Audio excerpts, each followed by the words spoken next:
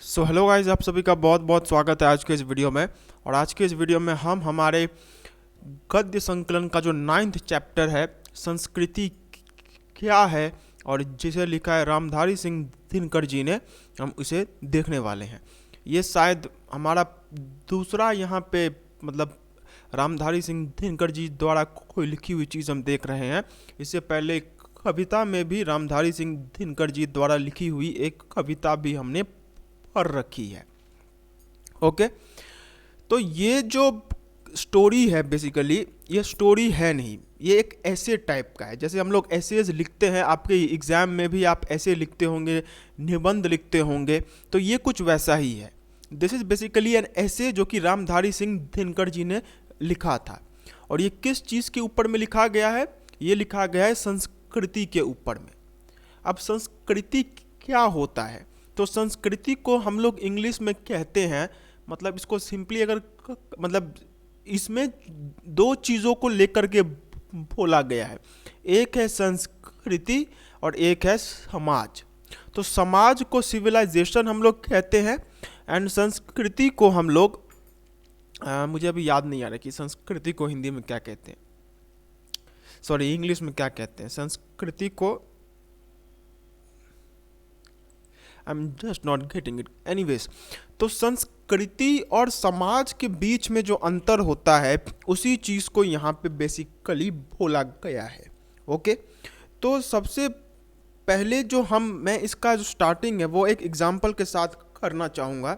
आप बहुत टाइम देखते होंगे कि जब भी कोई आदमी आपके साथ कोई खराब काम करता है या फिर किसी के साथ भी करता हो, तो उसे लोग क्या कहते हैं कि तेरे में संस्कार नाम का चीज़ नहीं है, तू एकदम असभ्य आदमी है, तेरे में कोई भी संस्कृति नहीं है।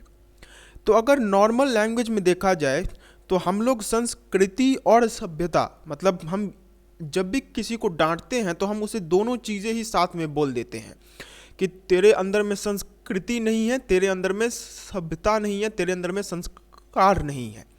तो नॉर्मल लैंग्वेज में अगर हम लोग देखें तो संस्कृति और सभ्यता को हम लोग एक ही चीज़ मानते हैं, लेकिन यहाँ पे रामधारी सिंह दिनकर जी ने हमें दोनों चीज़ों के बीच में जो अंतर है उसको बताते हुए कहा है कि संस्कृति जो है वो एक अलग चीज़ है और सभ्यता जो है वो एक अलग चीज़ है।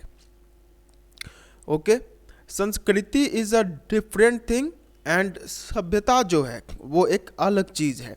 तो अब संस्कृति क्या होती है, वो सभ्यता से कैसे अलग है, ये चीज़ हम इसमें देखने वाले हैं। Just a second.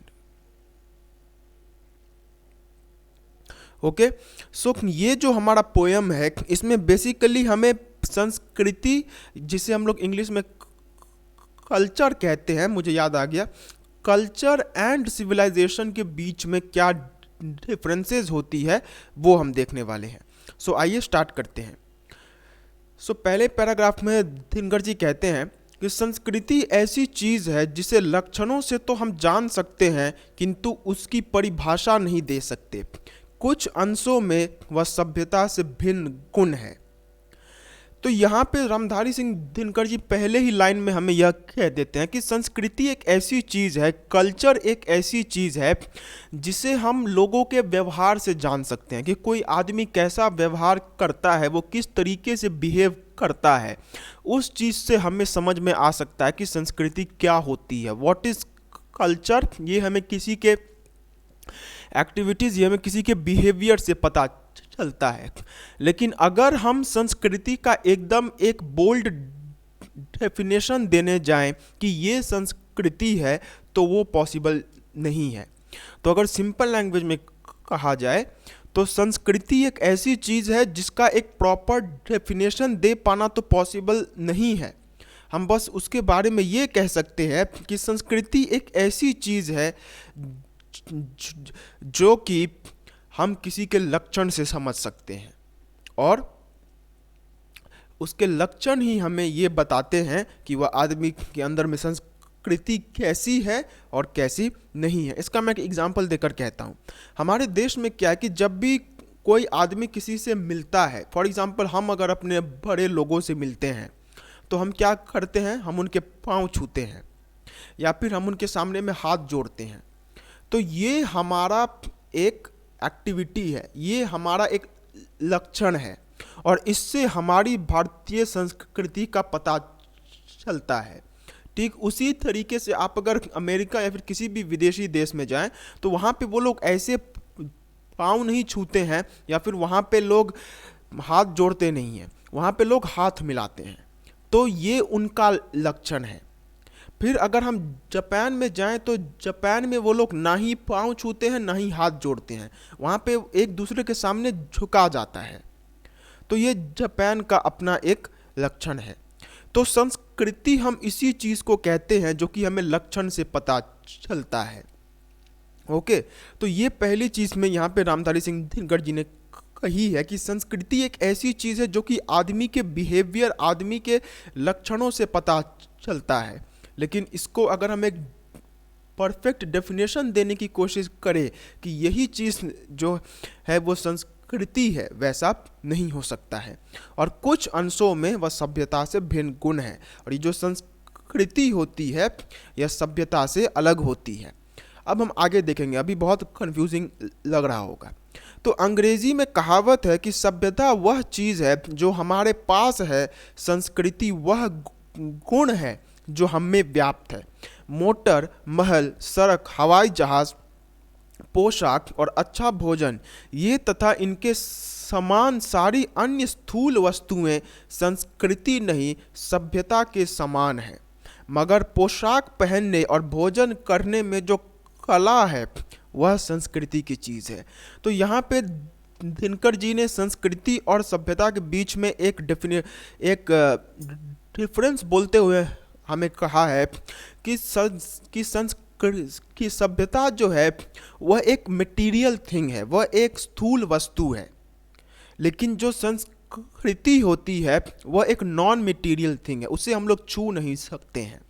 यहाँ पे वो यह कहते हैं कि सभ्यता का मतलब ये होता है कि हमारे पास गाड़ी है, हमारे पास बड़ा बड़ा महल है, हमारे पास अच्छा सड़क है, तो ये सभ्यता होता है। This is what we call a civilization, जो कि इंडस वैली सिविलाइजेशन, फिर इंडियन सिविलाइजेशन, बहुत टाइप के सिविलाइजेशन हमने देखे हैं। तो हम किसी चीज़ को सिविलाइजेशन किस बेसिस पे कहते हैं? सिविलाइजेशन हम इस बेसिस पे कहते हैं कि उस वहाँ पे कौन कौन सी चीज़ें हैं, मटेरियल चीज़ें जो होती है उसके हिसाब से हम किसी भी चीज़ को सिविलाइजेशन कहते हैं। लेकिन जो कल्चर होता है वो उसी सिविलाइज्ड चीज़ को कैसे इस्तेमाल किया जाता है उसको हम लोग कल्चर या फिर हिंदी में संस्कृति कहते हैं। तो दिनकर जी ये कहते हैं कि सभ्यता एक स्थूल वस्तु है, सभ्यता एक ऐसी चीज़ है जो कि मटेरियल है, जो कि हमारे पास है, लेकिन उस मटेरियल चीज़ को यूज़ करने के लिए जो गुण चाहिए होता है वो संस्कृति होती है। मतलब सिंपल तरीके से अगर कहा जाए तो एक जैसे एक कार होता है और कार को चलाने के लिए ड्राइवर की ज़रूरत होती है, ठीक उसी तरीके से सभ्यता एक कार है, लेकिन उस सभ्यता की गाड़ी को चलाने के लिए जो चीज़ चाहिए वो संस्कृति होती है। ओके, तो यहाँ पे एक जो डिफरेंस है वो बोला गया है। इसी प्रकार मोटर बनाने और उसका उपयोग करने, महलों के निर्माण में रुचि का परिचय देने और सड़कों तथा हवाई जहाज़ की रचना में जो ज्ञान लगता है उसे अर्जित करने में संस्कृति अपने को व्यक्त करती है। यहाँ पे और एक एग्जाम्पल देते हुए दिनकर जी कहते हैं कि जैसे हमें अगर मतलब जैसे यहाँ पे कहा गया था कि पोशाक पहनने और भोजन खाने का जो ढंग होता है वो हमारी संस्कृति का एक दर्पण होता है, मतलब वो हमारी संस्कृति को दिखाता है। ठीक उसी तरीके से मोटर बनाने और उसका उपयोग करने, फिर महलों का निर्माण करना कि हम कैसे महल बनाएंगे, ये सभी चीज़ें भी संस्कृति कहलाती है। मतलब सिंपल लैंग्वेज में सभ्यता एक मटेरियल चीज़ है एंड जो संस्कृति है वो एक नॉन मटेरियल चीज़ है जो कि उस सभ्यता को चलाए रखने के लिए चाहिए होती है। जैसे हम अगर बात करें तो सभ्यता होने का what is the means of being एक सिविलाइजेशन होने के क्या लक्षण होते हैं। एक घर होना इस बात को दिखाता है कि वहाँ पे कोई सभ्यता है, लेकिन वो घर कैसा होगा ये चीज़ संस्कृति बताती है। जैसे हम अगर विदेशों के में घर की बात करें तो विदेशों के घर जो दिखने में होते हैं वो हमारे इंडिया के घर से बिल्कुल अलग होते हैं। ठीक इसी तरीके से अगर हम अरब कंट्रीज़ के घर को देखें तो वहाँ पे वो लोग ऊपर में एक डोम शेप का कुछ बनाते हैं, ऊपर में एक गोलाकार शेप रहता है, लेकिन वो चीज़ हम इंडिया में हिंदू लोगों के घर में नहीं देखते हैं।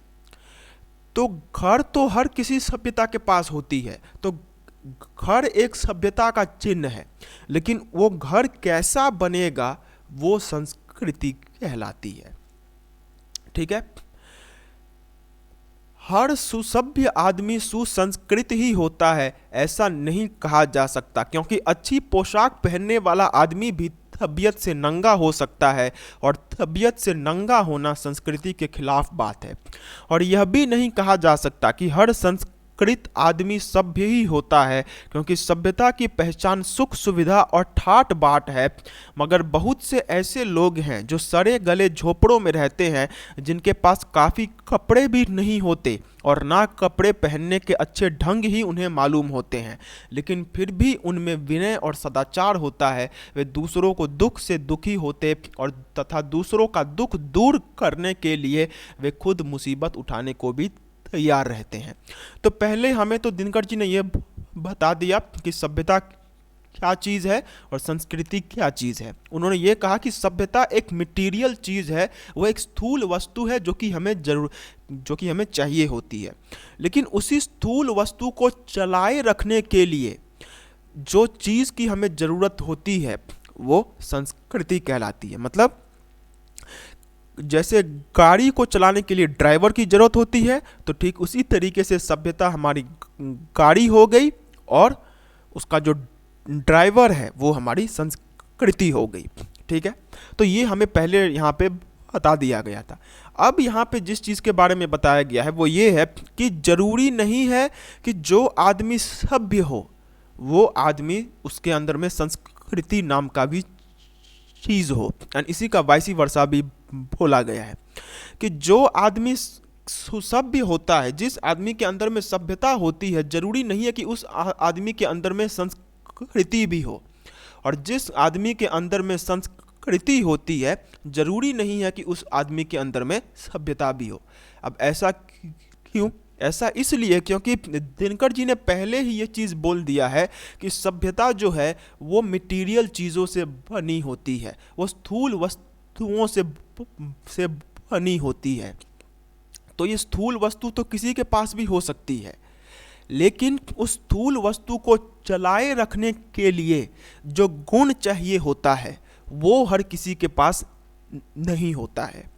आप एक कहावत जानते होंगे कि बंदर क्या जाने अदरक का स्वाद, तो यहाँ पे वही बात हो जाती है कि अदरक तो हर किसी बंदर के पास हो सकता है, लेकिन बंदर के अंदर में वो संस्कृति नहीं होगी कि वह अदरक का स्वाद समझ सके। ठीक इसी तरीके से जो चीज़ सभ्यता होती है, जैसे एक गाड़ी होना, एक घर होना, ये तो किसी के पास भी हो सकता है, लेकिन वह गाड़ी को वो कैसे रखता है, वह घर को वो कैसे उपयोग करता है, इस चीज़ में संस्कृति की ज़रूरत होती है, और वो हर किसी के पास नहीं होता है। जैसे हम बहुत एग्जांपल में देखते हैं कि बहुत एवरेज लोग भी होते हैं और वो क्या करते हैं कि महंगी से महंगी गाड़ी अपने पास खरीद कर रख लेते हैं, लेकिन उस गाड़ी को कैसे इस्तेमाल करना है ये उन्हें पता नहीं होता है।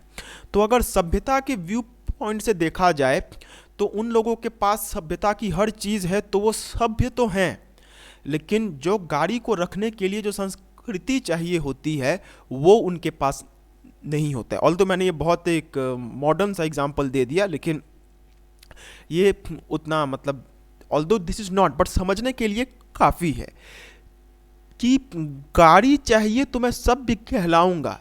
तो गाड़ी तो हर किसी के पास हो सकता है, लेकिन उस गाड़ी को कैसे इस्तेमाल करना है ये चीज़ हो सकता है कि हर किसी को नहीं पता हो। तो सभ्यता तो हर किसी के पास हो सकती है, लेकिन सभ्यता को कैसे इस्तेमाल करना है उसके लिए जो संस्कृति चाहिए होती है वो हर किसी के पास नहीं होती। अब इसका उल्टा भी होता है कि बहुत लोगों के अंदर में संस्कृति संस्कार तो होता है लेकिन वह सभ्य नहीं होते हैं। क्यों? क्योंकि मैंने पहले ही बताया है कि सभ्यता जो है वह स्थूल वस्तुएं, वह मटेरियल चीज़ों से देखी जाती है। तो हो ही सकता है कि कोई आदमी बहुत ज़्यादा संस्कार हो उसके अंदर में, लेकिन ये बहुत ज़्यादा पॉसिबिलिटीज़ है कि संस्कार होने के बाद भी उसके अंदर में कोई भी सभ्यता की चीज़ नहीं हो सकती। जैसे बहुत गांव घर में होता है कि बहुत लोग अच्छे आदमी तो बहुत होते हैं, तो उन लोगों को हम ये बोल सकते हैं कि इसके अंदर में संस्कार है, लेकिन सभ्यता बोलना ये उतना पॉसिबल नहीं हो। क्योंकि जो गरीब लोग होते हैं उनके अंदर में संस्कार तो होते हैं, तो वो लोग सांस्कृतिक लोग हैं, लेकिन उन लोगों के पास क्योंकि सभ्यता के लिए चीज़ें चाहिए, गाड़ी चाहिए, बंगला चाहिए, तो ये सब जो चीज़ें हैं ये सब चीज़ें उनके पास नहीं होती है। तो कुछ लोग सभ्य होके भी संस्कृत नहीं होते हैं और कुछ लोग संस्कृत होकर भी सभ्य नहीं होते, क्योंकि ये दोनों अलग अलग चीज़ें हैं। सभ्य होने के लिए हमें मटेरियल चीज़ें चाहिए और संस्कृत होने के लिए हमें नॉन मटेरियल चीज़ें चाहिए, और ये हो ही सकता है कि किसी के पास एक हो और दूसरा ना हो।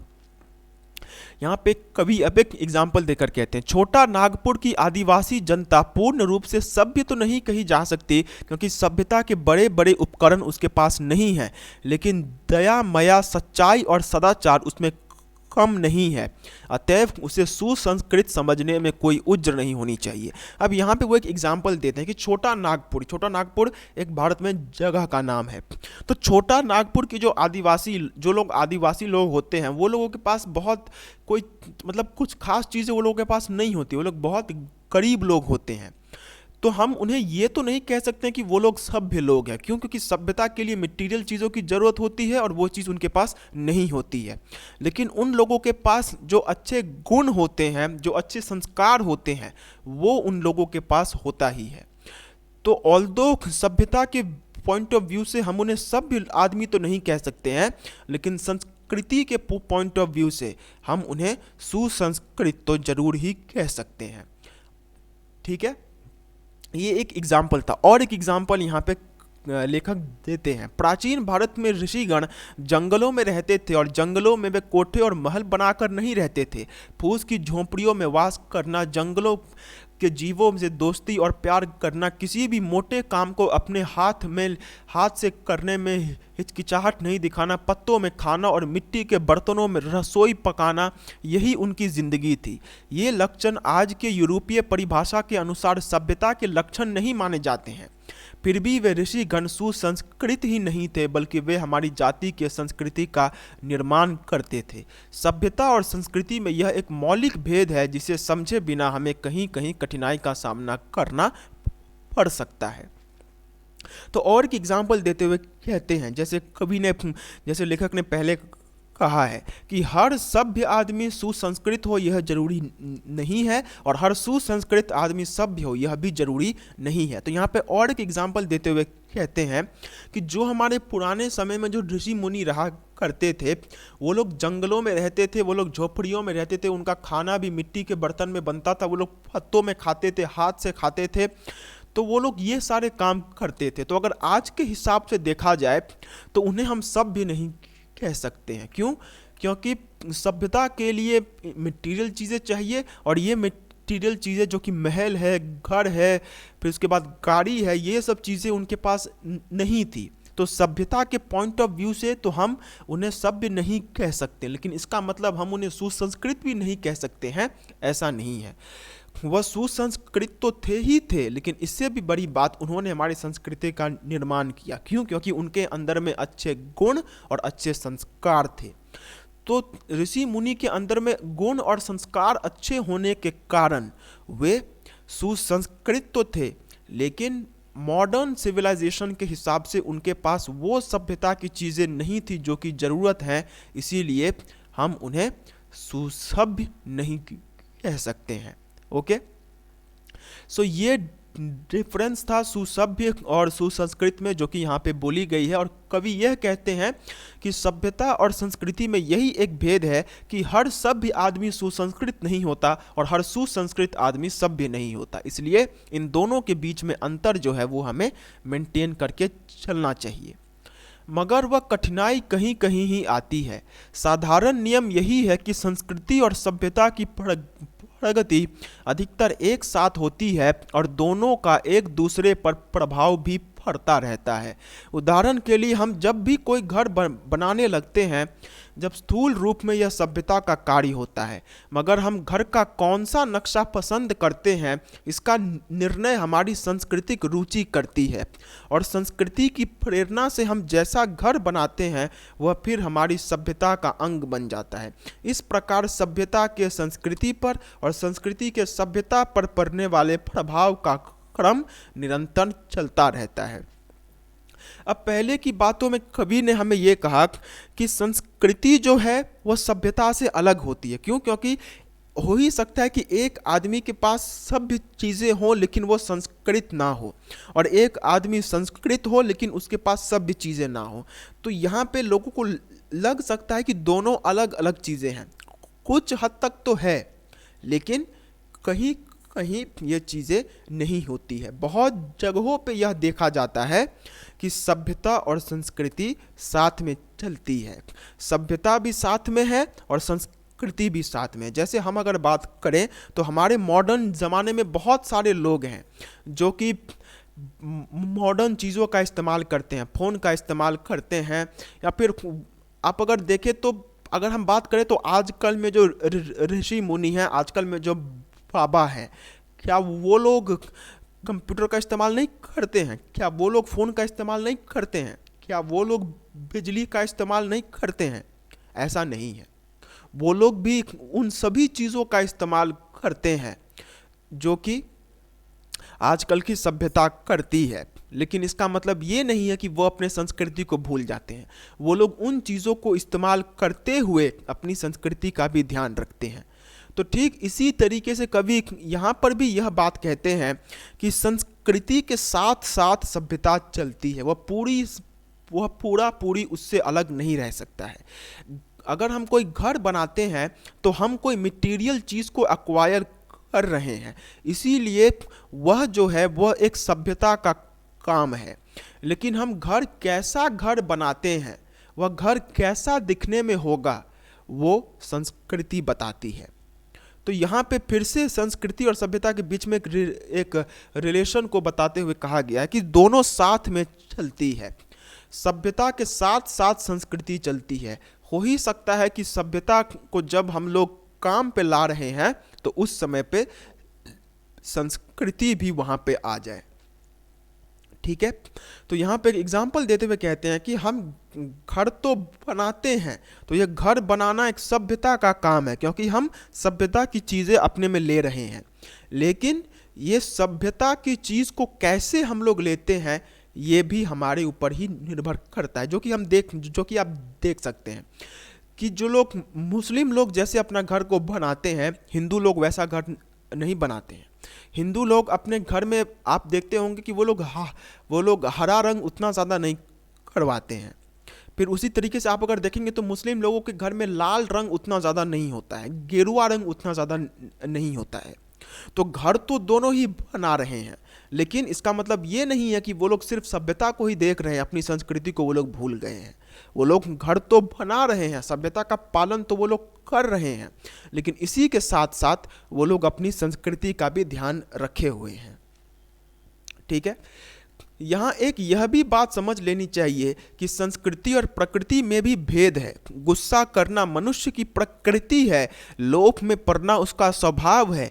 ईर्ष्या, मोह, राग, द्वेष और काम वासना ये सब उसके प्रकृति दत्त गुण हैं। मगर प्रकृति के ये गुण अगर बेरोक छोड़ दिए जाए तो आदमी और जानवर में कोई भेद नहीं रह जाए। इसलिए मनुष्य प्रकृति के इन आवेगों पर रोक लगाता है और कोशिश करता है कि वह गुस्से के वश में नहीं बल्कि गुस्सा ही उसके वश में रहे। वह लोभ, मोह, ईर्ष्या, द्वेष और काम वासना का गुलाम नहीं बल्कि ये दुर्गुण ही उसके गुलाम रहे, और उन दुर्गुणों पर आदमी जितना विजयी होता है उसकी संस्कृति भी उतनी ही ऊंची समझी जाती है। अब यहाँ पे कवि ने पहले हमें एक डिफरेंस बताया, फिर एक रिलेशन बताया। अब वो यहाँ पे संस्कृति और प्रकृति, प्रकृति क्या होता है, नेचुरल कैरेक्टरिस्टिक।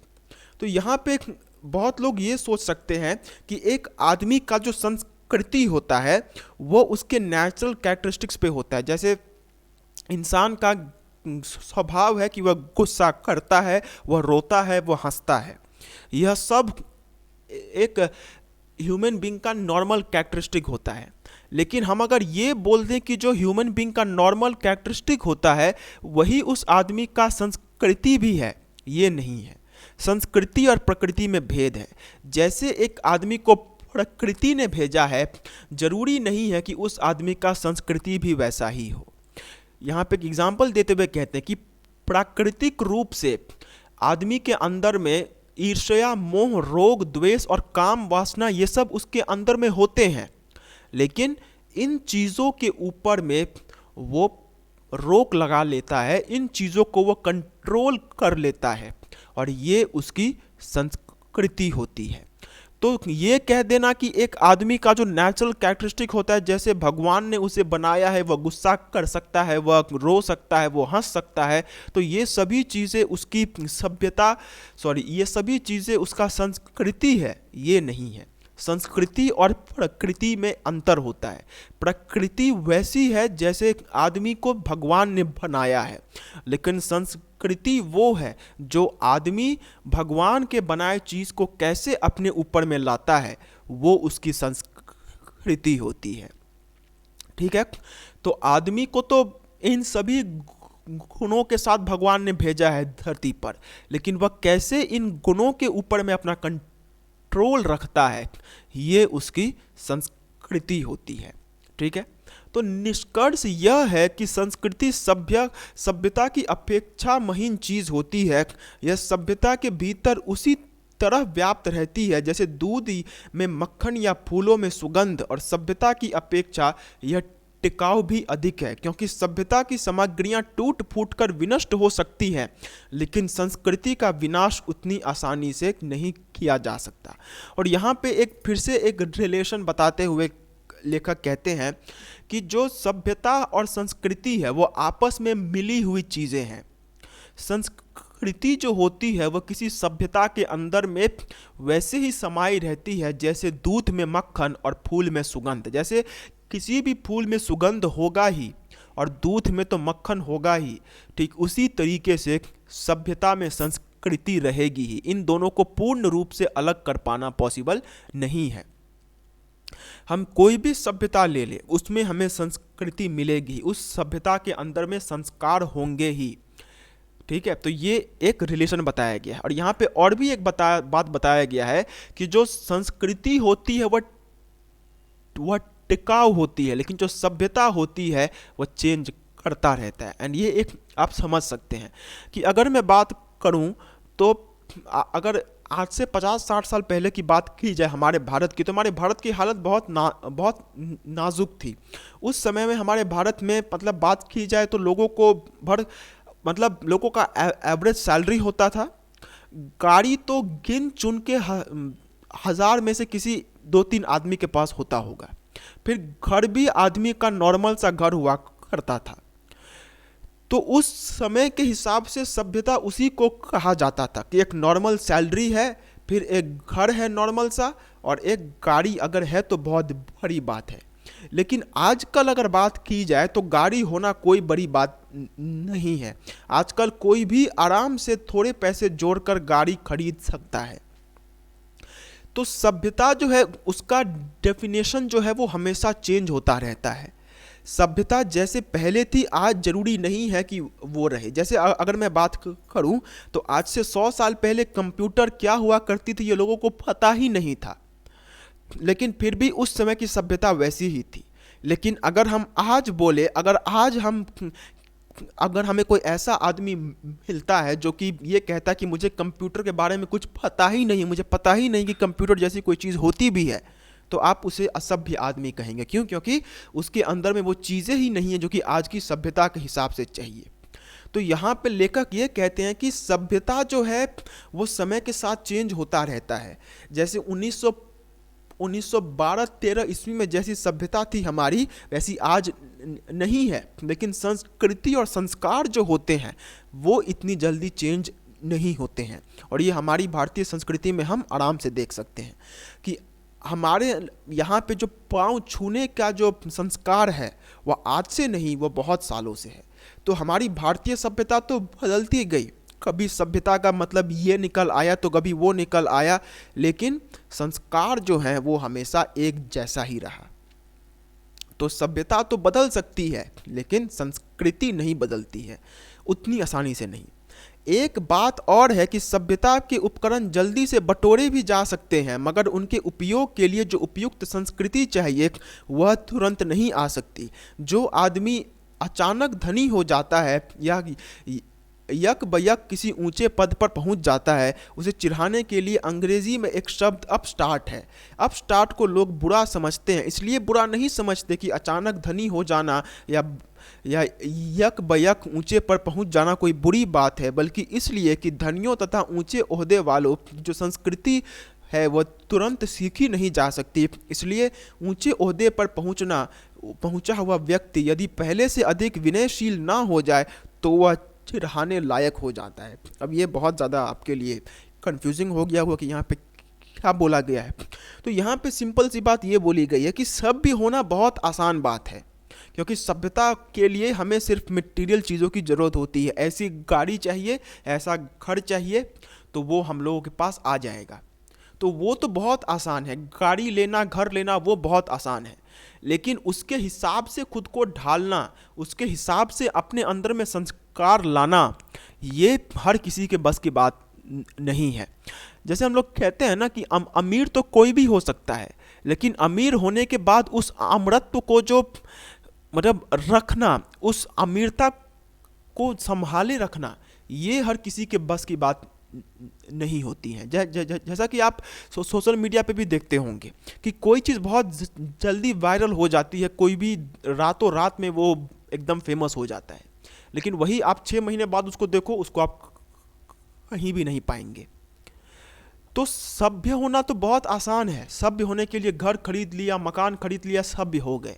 लेकिन कैसे उस मकान में रहना है, कैसे अपने आप को संस्कृत करना है, ये इतनी जल्दी हमें समझ में नहीं आती है, इसके लिए समय लगता है। सिंपली यहाँ पे बोला गया कि अमीर बनना आसान है, लेकिन अमीर बनकर रहना ये मुश्किल है। तो सभ्य होना आसान है, लेकिन उस सभ्यता में संस्कृत होकर रहना ये मुश्किल है। संस्कार इतने जल्दी से हमारे अंदर में नहीं आते हैं। ठीक है, फिर संस्कृति ऐसी चीज़ है, संस्कृति ऐसी चीज़ नहीं जिसकी रचना 10, 20 या 150 वर्षों में की जा सकती हो। उनको अनेक शताब्दियों तक एक समाज के लोग जिस तरह खाते पीते रहते सहते पढ़ते लिखते सोचते समझते और राजकाज चलाते अथवा धर्म कर्म करते हैं, उन सभी कार्यों से उसकी संस्कृति उत्पन्न होती है। हम जो कुछ भी करते हैं उसमें हमारी संस्कृति की झलक होती है। यहाँ तक कि हमारे उठने बैठने, पहनने ओढ़ने, घूमने फिरने और रोने हंसने में भी हमारी संस्कृति की पहचान होती है। यद्यपि हमारा कोई भी एक काम हमारी संस्कृति के पर्याय नहीं बन सकता है। तो यहाँ पे फिर से बहुत सारी बातें बोल दी गई। ये जो स्टोरी है ये थोड़ा सा डिफ़िकल्ट लैंग्वेज में लिखा गया है, ये मैं भी मानता हूँ, लेकिन हम जैसे कि मैं आपको कहता रहता हूँ कि लैंग्वेज को तो हम बदल नहीं सकते हैं, हम अपनी तरफ से कोशिश करके इसे समझ जरूर सकते हैं। तो यहाँ पे लेखक ये कहते हैं कि संस्कृति जो है वह जल्दी नहीं बन जाती है कि आज संस्कृति को बना दिया, कल संस्कृति को बना दिया। संस्कृति को बनाने में सैकड़ों साल लग जाते हैं। जैसे लोग इतने सालों से कैसे एक दूसरे से मिलते जुलते हैं, उसके बाद संस्कृति का जन्म होता है। तो सभ्यता तो बहुत जल्दी बदल जाती है, सभ्यता को बहुत जल्दी बनाया जा सकता है, और हम ही अपने सभ्यता का निर्माण करते हैं। आज की सभ्यता जो है कि हर एक आदमी के पास फ़ोन होना चाहिए, हर एक आदमी के घर में टीवी होना चाहिए, फिर हर एक आदमी को इंटरनेट और फेसबुक इन सब के बारे में पता होना चाहिए। तो ये सब चीज़ें आज की सभ्यता की चीज़ें हैं और ये हमने खुद से बनाई है और ये बहुत जल्दी बन गई है। स्मार्टफोन को आए हुए अभी ठीक से मतलब अगर कहा जाए तो जो कल्चर स्मार्टफोन का है उसको आए हुए अभी 10 साल भी नहीं हुआ है, लेकिन स्मार्टफोन हमारी सभ्यता बन गया है। तो सभ्यता को बनने में बहुत कम टाइम लगता है, लेकिन संस्कृति को बनने में बहुत ज़्यादा टाइम लगता है। ये 100 सालों में भी नहीं बनती है, सैकड़ों साल, हज़ारों सालों से जो चीज़ें चलती हुई आती है वो जाकर बाद में संस्कृति का रूप लेती है। जो कि हम देख सकते हैं कि हमारे यहाँ पे जो पाँव छूने की चीज़ है वो क्या आजकल में 50-60 साल में बन गई है? ये कब से है ये किसी को भी नहीं पता है। तो संस्कृति को बनने में बहुत समय लगता है और सभ्यता बहुत जल्दी बन जाती है। यही इसका मेन ये है। असल में संस्कृति जिंदगी का एक तरीका है और तरीका सदियों से जमा होकर उस समाज में छाया रहता है जिसमें हम जन्म लेते हैं। इसलिए जिस समाज में हम पैदा हुए अथवा जिस समाज से मिलकर हम जी रहे हैं उसकी संस्कृति हमारी संस्कृति है। यद्यपि अपने जीवन में हम जो संस्कार जमा करते हैं वह भी हमारी संस्कृति का अंग बन जाता है और मरने के बाद हम अन्य वस्तुओं के साथ अपनी संस्कृति का विरासत भी अपने संतानों के लिए छोड़ जाते हैं। तो यहाँ पे लेखक एक बहुत इम्पॉर्टेंट बात कहते हैं कि जो संस्कृति है वह जिंदगी का एक तरीका है, जीवन जीने का तरीका संस्कृति होती है। जो कि मैंने आपको कहा था कि बहुत लोग आज भी, आप भारत में चले जाइए, वो लोग आज भी जमीन पे बैठ के खाना खाते हैं, मिट्टी के बर्तन में खाना बनता है, केले के पत्ते पर खाना खाते हैं, मसाला उतना नहीं खाते हैं, बाहर का खाना नहीं खाते हैं। तो ये उनके जीने का स्टाइल है। वहीं आप उल्टे में देखिए तो बहुत लोग हैं जो कि घर का खाना तो लगभग में नहीं खाते हैं, हमेशा बाहर का ही खाना खाते हैं। पिज़्ज़ा, बर्गर, चम्मच कांटे, इन सब से वो लोग खाना खाते हैं। तो उनका जीने का स्टाइल वैसा है, तो उनकी संस्कृति वैसी है और इनकी संस्कृति ऐसी है। तो जो संस्कृति है वो एक ज़िंदगी जीने का तरीका होता है, ठीक है। इसीलिए जिस समाज में हम पैदा हुए अथवा जिस समाज से मिलकर हम जी रहे हैं उसकी संस्कृति हमारी संस्कृति है। यद्यपि हम अपने जीवन में जो संस्कार जमा करते हैं वह भी हमारी संस्कृति का अंग बन जाता है और मरने के बाद भी ये हम दूसरों को दे देते हैं। मतलब संस्कृति जो है वो जिंदगी जीने का आधार है, इसीलिए संस्कृति जिंदगी भी बन जाती है। इसीलिए जब भी हम किसी समाज में पैदा होते हैं तो उस समाज की संस्कृति हम पे पहले से ही थोपी हुई रहती है। जैसा कि अगर हम बात करें तो अगर बात की जाए तो अगर मैं सिंपली कहूँ तो हम अगर जहाँ पे जन्म लेते हैं तो उस घर में हमें पाँव छूना ये सिखाया जाता है, लेकिन ये चीज़ हमें कहीं ना कहीं अपने चेतना से पहले से ही पता रहती है। मतलब ये चीज़ हम खुद देखते देखते सीखते हैं। ये हमें ऐसा नहीं है कि इसके लिए हमें ट्रेनिंग लेनी पड़ती है कि लोगों के पाँव छू, लोगों के सामने हाथ जोड़ो, बड़ों के सामने नहीं बोलना चाहिए। तो जो संस्कृति है वो एक जीवन जीने का अंग है और ये जीवन का एक हिस्सा बन जाता है, जो कि आदमी जब जन्म लेता है तो उसके साथ रहता है। आदमी जब तक जिंदा रहता है तब तक भी उसके साथ रहता है और आदमी जब मर जाता है तो उसके बाद भी ये उसके बच्चों तक जाती रहती है। तो जो संस्कृति है वो एक जीवन जीने का अंग है जो कि अमर है। इसलिए संस्कृति वह चीज़ मानी जाती है जो हमारे जीवन को व्यापे हुए है तथा जिसकी रचना और विकास में अनेक सदियों के अनुभवों का हाथ है। यही नहीं बल्कि संस्कृति हमारा पीछा जन्म जन्मांतर तक करती है। अपने यहाँ एक साधारण कहावत है कि जिसका जैसा संस्कार है उसका वैसा ही पुनर्जन्म भी होता है। जब हम किसी बालक या बालिका को बहुत तेज पाते हैं तब हम अचानक कह सकते हैं कि वह पूर्व जन्म का संस्कार है। संस्कार या संस्कृति असल में शरीर का नहीं आत्मा का गुण है, और जबकि सभ्यता की सामग्रियों से हमारा संबंध शरीर के साथ ही छूट जाता है तब भी हमारी संस्कृति का प्रभाव हमारी आत्मा के साथ जन्म जन्मांतर तक चलता रहता है। तो यहाँ पे लेखक फिर से इस बात को दोहराते हैं कि जो संस्कृति है उसका जन्म जो है वो इतनी जल्दी से और इतनी आसानी से नहीं होता है। संस्कृति को जन्म लेने के लिए सदियों का अनुभव लगता है, और ऐसा नहीं है कि ये सदियों में सिर्फ बन ही जाती है, ये जिंदा भी सदियों तक रहती है। मतलब जो हमारे संस्कार होते हैं, जो हमारी संस्कृति होती है, वह हमारे मरने के बाद भी हमारे साथ रहती है। और इसीलिए हम ये कहते हैं कि तुम जैसा कर्म करोगे वैसा ही तुम अगले जन्म में भोगोगे। तो यही हमारी संस्कृति है कि जैसा कर्म हम इस जन्म में करते हैं, अगले जन्म में भी हम वैसा ही भोगते हैं। तो संस्कृति जो है वो ऐसा नहीं है कि सिर्फ हमारे इसी जन्म तक सीमित है, वह अगले जन्मों में भी हमारा पीछा करती है। और ऐसा नहीं है कि वो अगले जन्मों में पीछा करती है, बल्कि वो हमारा पिछले जन्मों से भी पीछा करती हुई आ रही है। यहाँ पे कवि दोनों बातें कहते हैं कि अगर किसी का संस्कार अच्छा होता है तो हम उसे ये कह देते हैं कि तुझे पुनर्जन्म में बहुत अच्छी जिंदगी मिलेगी। तो उसके आज का संस्कृति जो है वो उसका पुनर्जन्म तक जा रहा है।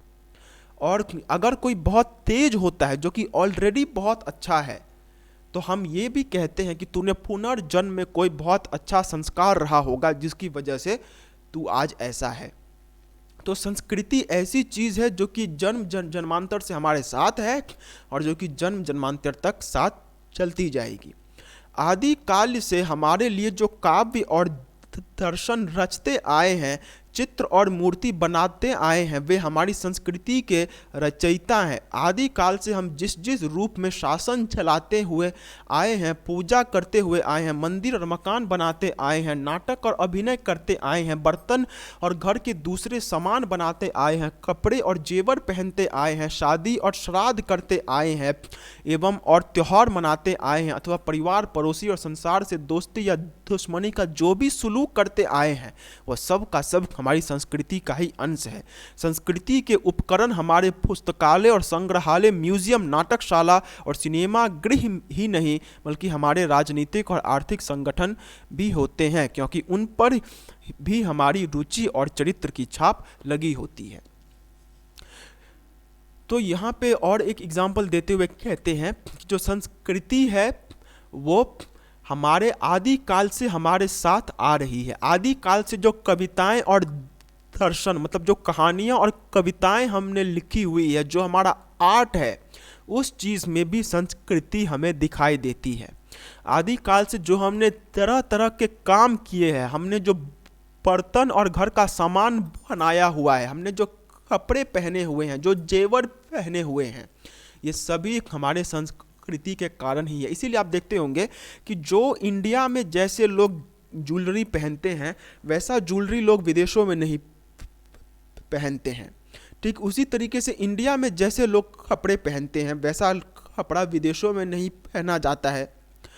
तो संस्कृति ही वह चीज़ है जो कि हमारे साथ इतने सालों तक रही है, और आज तक जो भी काम हमने किया है वह सब संस्कृति के साथ में ही किया हुआ है। यह सब संस्कृति का ही अंश है। और संस्कृति का जो उपकरण, मतलब संस्कृति का जो प्रभाव है, वो हमारे म्यूजियम, सिनेमा हॉल और इन सब में ही नहीं बल्कि हमारी राजनीति और आर्थिक संगठन, मतलब सिंपल बात यहाँ पे कही गई है कि जो संस्कृति है, जो हमारे संस्कार हैं, वो हर एक चीज़ में दिखाई देते हैं। वो चाहे म्यूजियम में हो या फिर सिनेमा घर में या राजनीति में या फिर इकोनॉमी में, हर जगह हमारी संस्कृति दिखाई देती है। संस्कृति का स्वभाव है कि वह आदान प्रदान से बढ़ती है। जब भी दो देश वाणिज्य, व्यापार अथवा शत्रुता या मित्रता के कारण आपस में मिलते हैं, तब उनकी संस्कृतियां एक दूसरे को प्रभावित करने लगती है। ठीक उसी प्रकार जैसे दो व्यक्तियों की संगति का प्रभाव दोनों पर पड़ता है। संसार में शायद ही ऐसा कोई देश हो जो यह दावा कर सके कि उस पर किसी अन्य देश की संस्कृति का प्रभाव नहीं पड़ा है। इसी प्रकार कोई जाति भी यह नहीं कह सकती कि उस पर किसी दूसरी जाति का प्रभाव नहीं है। अब यहाँ पे हमारा जो स्टोरी है वो अब एक अलग मोड़ ले लेता है। यहाँ पे लेखक ये कहते हैं कि संस्कृति जो है वो आदान प्रदान, मतलब वो लेने देने से बढ़ती है। संस्कृति कभी भी एकदम मतलब अलूफ रह करके संस्कृति का विकास नहीं होता है। जब भी दो देश या फिर दो तरीके के लोग एक दूसरे से मिलते हैं तो उस केस में वो लोगों के बीच में तरह तरह की चीज़ें को लेकर के, रहन सहन के चीज़ों को लेकर के, खान पान के चीज़ों को, पहनावे की चीज़ों, इन सभी चीज़ों को लेकर के एक्सचेंज होता है। कुछ लोग कुछ वो लोग हमें देते हैं और कुछ हम लोग उन्हें देते हैं, और इसी आदान प्रदान के कारण हमारी संस्कृति का विकास होता है। तो संस्कृति जो है वह कभी भी एकदम से, अगर कहें तो क्वाइट, एकदम से साइलेंट नहीं रहती है। संस्कृति जो है वह आदान प्रदान, मतलब एक देश किसी दूसरे देश को कोई सांस्कृतिक चीज़ देता है और दूसरा देश पहले देश से कोई सांस्कृतिक चीज़ लेता है। और ये हम अपने भारत में भी देखते हैं कि हमारे भारत में सबसे बड़ी चीज़ जो कि इंग्लिश है वो भी अब हमारी संस्कृति बन गई है। तो ये जो इंग्लिश है ये हमने खुद से विकास नहीं किया है, ये बाहर से आया है। ठीक उसी तरीके से अगर देखा जाए तो हमारा जो हिंदी है, हिंदी में सबसे ज़्यादा शब्द जो आजकल में इस्तेमाल होते हैं वह सब उर्दू के ही हैं। हम शुद्ध हिंदी तो कोई बोलता ही नहीं है। हिंदी सबसे ज़्यादा पॉल्यूटेड, सबसे ज़्यादा दूषित भाषा है, और इसका कारण इसमें सबसे ज़्यादा उर्दू के शब्द होने का है। तो ये जो आजकल जो हम हिंदी बोलते हैं ये भी जो उर्दू के मेलन से बना है, और ये भी आदान प्रदान से ही बनकर आया है। तो जो संस्कृति है वह कभी भी खुद से विकास नहीं होता है उसका। जब उसका और दूसरे संस्कृति का मिलन होता है तो एक संस्कृति का विकास होता है। और संसार में शायद ही कोई ऐसा देश होगा जो कि यह दावा कर सके कि उसी ने बाहर के संस्कृति को कुछ दिया है, बल्कि बाहर से कुछ नहीं लिया। मतलब कोई भी ऐसा देश नहीं है जो कि यह कहता हो कि हमने बाहर के देशों से सब कुछ ले रखा है, लेकिन मैंने उल्टा कह दिया कि हमने बाहर के देशों को सब कुछ दे दिया, लेकिन बाहर के देशों का कोई भी प्रभाव हमारे ऊपर में नहीं पड़ा है। ऐसा कोई भी देश नहीं है। हर एक देश में संस्कृति का एक्सचेंज हुआ है और कोई भी देश इस बात को मना नहीं कर सकता है। इसी प्रकार कोई जाति भी यह नहीं कह सकती कि उस पर किसी दूसरी जाति का प्रभाव नहीं पड़ा है, और कोई जाति भी इस बात को मना नहीं कर सकती। जैसे अगर मैं बात करूं तो जो हिंदू लोगों का भजन होता है उसमें गज़ल गाने का कभी भी ये चीज़ नहीं था।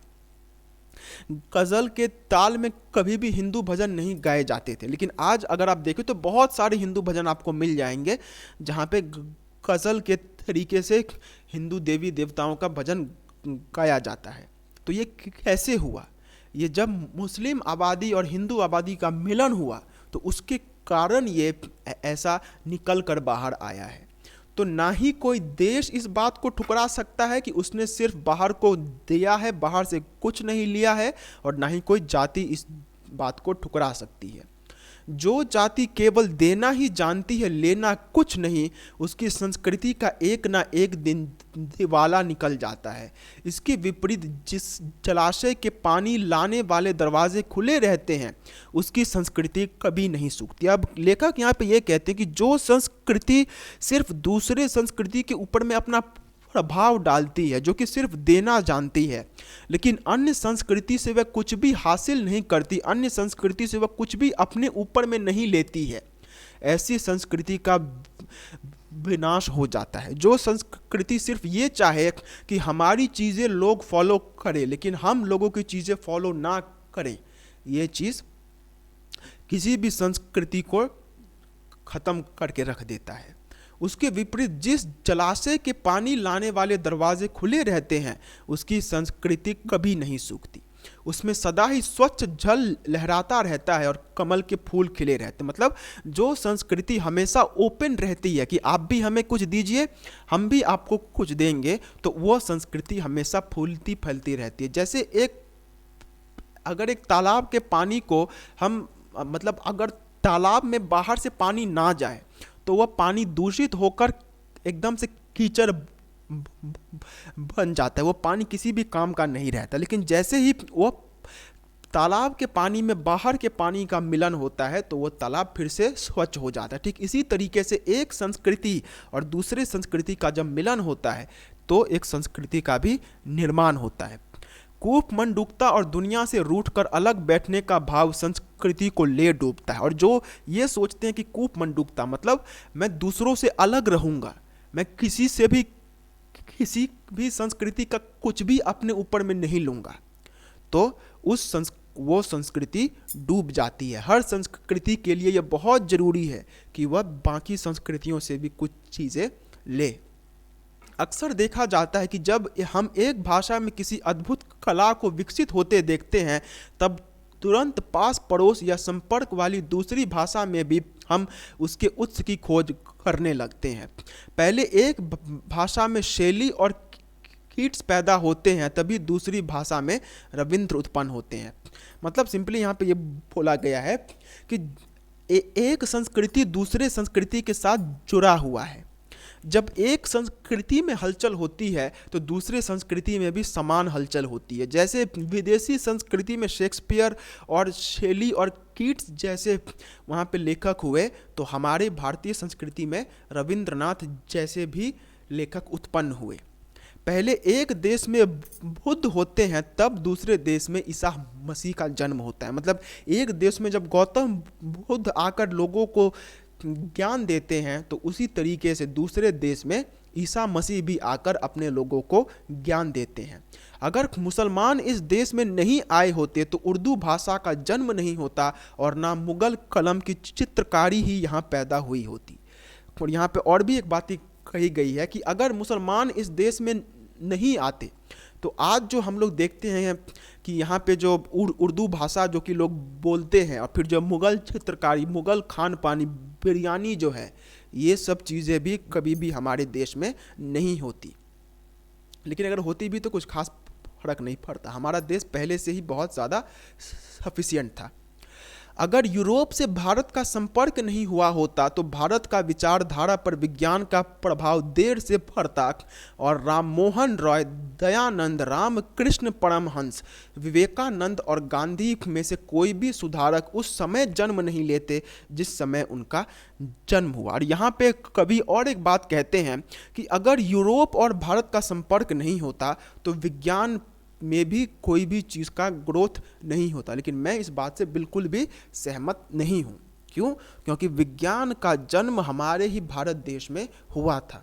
ये कह देना कि अगर यूरोप से हम लोग नहीं मिलते तो हमारे यहाँ पे विज्ञान का विकास ही नहीं होता, ये मूर्खतापूर्ण बात है। जो चीज़ें साइंस अब जाके ढूंढ रहा है वो चीज़ें हम बहुत पहले, हज़ारों वर्ष पहले हमने ढूंढ कर रखी हुई थी।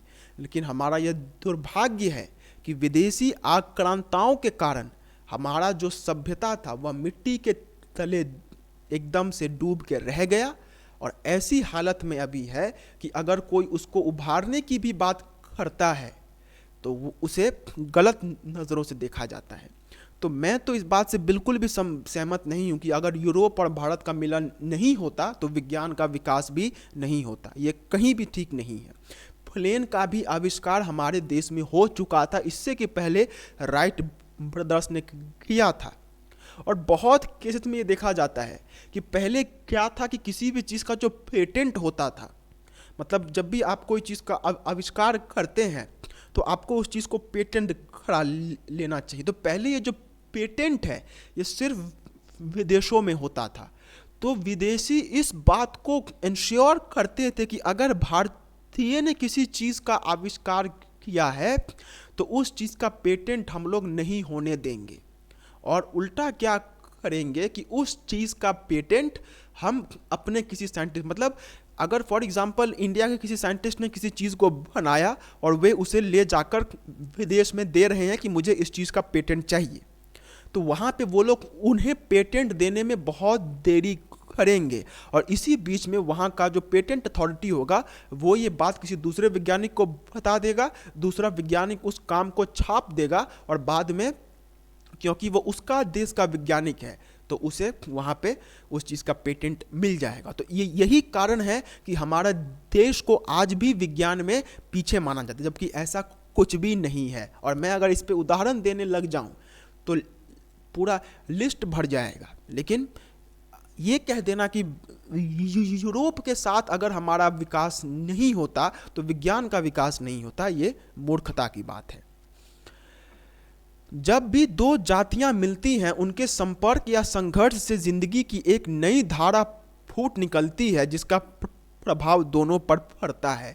आदान प्रदान की प्रक्रिया संस्कृति की जान है और इसी के सहारे वह अपने को जिंदा रखती है। तो लेखक यहाँ पे ये भी कहते हैं कि आदान प्रदान मतलब एक देश जो दूसरे देश को देता है और दूसरे देश से वह चीज़ें लेता है, तो ये चीज़ें ही संस्कृति की जान है। केवल चित्र, कविता, मूर्ति, मकान और पोशाक पर ही नहीं, सांस्कृतिक संपर्क का प्रभाव दर्शन और विचार पर भी पड़ता है। एक देश में जो दार्शनिक और महात्मा उत्पन्न होते हैं, उनकी आवाज़ दूसरे देशों में भी मिलते जुलते दार्शनिक और महात्माओं को जन्म देती है। तो यहाँ पे ये कहते हैं कि संस्कृति का जो प्रभाव है वो केवल चित्र, कविता, मूर्ति, मकान और पोशाक पर ही नहीं बल्कि विचारधारों पर भी पड़ता है। जब एक देश में संस्कृति के कारण किसी एक संस्कृति का जन्म होता है, जब एक देश में किसी संस्कृति का जन्म होता है, तो वैसे ही मिलता जुलता विचारधारा वाला संस्कृति दूसरे देश में भी उत्पन्न होता है। एक देश में जो धर्म खड़ा होता है वह दूसरे देशों के धर्मों को भी बहुत कुछ बदल देता है। मतलब यहाँ पे सिंपल ये कहा गया है कि संस्कृति में जो चेंजेस आते हैं उससे सिर्फ हमारे चित्र, कविता, मूर्ति, मकान और पोशाक मतलब रहने सहन पे सिर्फ उसका प्रभाव नहीं पड़ता है, बल्कि विचारधारा पे भी उसका प्रभाव पड़ता है। यही नहीं बल्कि प्राचीन जगत में तो बहुत से ऐसे देवी देवता भी मिलते हैं जो कई जातियों के संस्कारों से निकलकर एक जगह जमा हुए हैं। एक जाति का धार्मिक रिवाज दूसरी जाति का रिवाज बन जाता है और एक देश के आदत दूसरे देशों के लोगों की आदत में समा जाती है। यहाँ पे धर्म का आदान प्रदान के बारे में बोला गया, जो कि हम सबसे ज़्यादा देख सकते हैं कि इंडोनेशिया में अभी हिंदुत्व इस तरीके से फैल रहा है कि वहाँ पे मतलब इंटरनेशनली कोई भी ऐसा कंट्री नहीं होगा जहाँ पे हिंदुइज्म उतना जल्दी तरीके से फैल रहा है। तो ये कैसे हो सकता है? ये हुआ है इंडोनेशिया और इंडिया का जो कल्चर है उसके आपस में मिलने से। तो यहाँ पे दो बातें लेखक ने कही है कि जब एक संस्कृति का दूसरे संस्कृति के साथ मेल होता है तो वहाँ पे विचारधारा का भी मेल होता है और धर्म का भी मेल वहाँ पे होता है। आप बहुत से देवी देवता देखेंगे, जैसे अगर मैं कहूँ तो जो हमारी सरस्वती माता है वैसे ही देवी देवता जापानीज लोगों के पास भी होती है। उनकी भी एक देवी है जो कि सरस्वती जैसी ही दिखती है।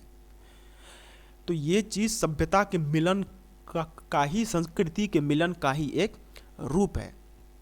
अतएव सांस्कृतिक दृष्टि से वह देश और वह जाति अधिक शक्तिशाली और महान समझी जानी चाहिए जिसने विश्व के अधिक से अधिक देशों, अधिक से अधिक जातियों की संस्कृति को अपने भीतर जज्ब करके उन्हें पचा करके बड़े से बड़े समन्वय को उत्पन्न किया। और यहाँ पे दिनकर जी ये कहते हैं कि जिस देश ने बाहर की सभ्यताओं को अपने में समाया हुआ है वह सबसे ज़्यादा शक्तिशाली सभ्यता होती है और सबसे महान सभ्यता होती है। भारत देश और भारतीय जाति इस दृष्टि से संसार के में सबसे महान है क्योंकि यहाँ की सामाजिक संस्कृति के अधिक से अधिक जातियों की संस्कृति बची हुई है। और लेखक ये कहते हैं कि जो भारतीय संस्कृति है वह इन सब में सबसे ज़्यादा महान है। क्यों? क्योंकि सभी देशों की संस्कृति का मिलन हमें यहाँ पे दिखाई देता है। लेकिन यहाँ पे भी मैं अपनी विचारधारा रखना चाहता हूँ कि महान तो हमारा भारत है, इसमें कोई भी शक की बात नहीं है, लेकिन इतना भी ज़्यादा महान नहीं हो जाना चाहिए कि विदेशी सभ्यता को अपनाते अपनाते हम अपना सभ्यता भूल जाते हैं। हमारे यहाँ पे सबसे जो बड़ा दोगलापन हमारे भारत का है वो यही है कि हम अपनी संस्कृति को मानते तो बहुत हैं लेकिन उसको प्रमोट करने के लिए कुछ नहीं करते हैं।